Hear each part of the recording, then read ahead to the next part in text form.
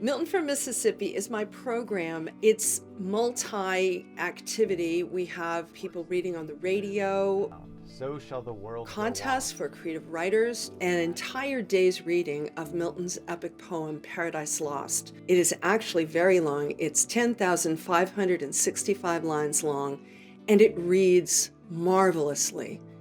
Speak ye who best can tell, ye sons of light, angels, for ye behold him, and with songs and choral symphonies, day without night. There are 2 public lectures. We've already had Professor Gordon Campbell from England speaking on Milton from Mississippi and trying to show the people in the audience why Milton still mattered to them.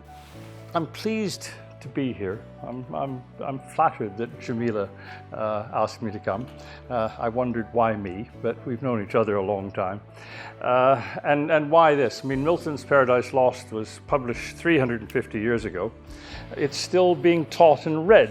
Part of me defiantly says we read literature because of difference, but within that there are slots for people who write about Milton, and I eventually drifted into that. But as with all things in the course of a career, careers are organized retrospectively. You look at where you're at and pretend that it was planned. What in me is dark, illumine. What is low, raise and support. That to the height of this great argument I may assert eternal providence and justify the ways of God to men. He committed himself to the patient and hopeful effort of raising a new generation of scholars in the very shadow of civil war. Maybe like a world like ours. I will surely never be a poet like Milton, but I can be committed to sharing his genius with my own scholars. When I was a senior in high school, I already knew that I wanted to be an English professor, and I got busy memorizing as much poetry as I could. One of the things that I memorized was Milton, and I loved him at once because, oh my gosh, he had such a wonderful way of putting things like, mountains on whose barren breasts the laboring clouds do often rest. Whether beyond the stormy Hebrides, where thou perhaps under the whelming tide visits the bottom of the monstrous world. I should explain that education in Milton's time depended on the 3 verbal arts of grammar, logic, and rhetoric, known as the trivium.